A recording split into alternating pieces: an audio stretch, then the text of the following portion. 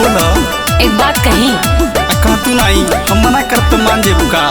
बोलो सुना, रोज करेला तू मीटिंग नहीं होत बर्थडे ईटिंग, खाली मीटिंग हो घूम घूम के तो क्या करी बतावा ना। रोज करेला तू मीटिंग नहीं होत बर्थडे ईटिंग, जाके ले ले टानिक मोटाए वाला।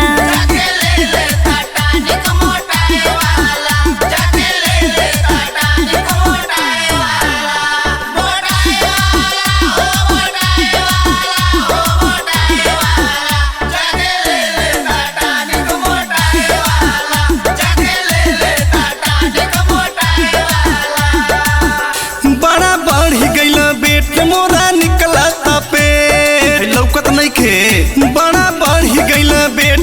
निकलता पेट, कौनो बतिया बतावा दुबराए वाला।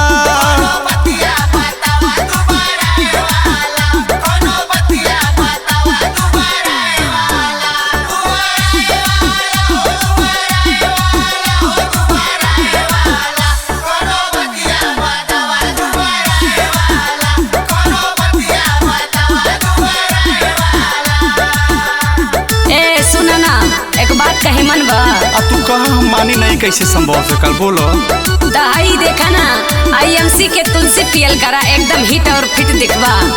जैसे केशव जी, विजय जी, मुकेश जी, राजेश जी। और सुना, अगर अपने खत्ती ना करता तो हम रही खत्ती कुछ कह दा। अरे तू कही के तो देखा ये जान हाजिर बा। जाली घामे में बाहर करिया हो जाता चेहरा, हाय देखा ता ना हालत।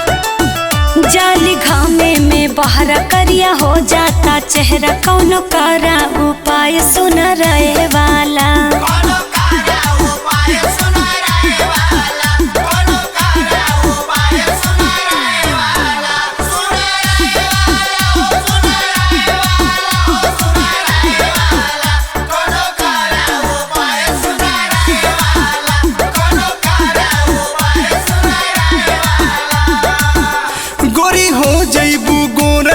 चंदा चकोर गोरी हो जईबू गोर लगबू चंदा चकोर, लेला IMC का फेसियल गोराए वाला।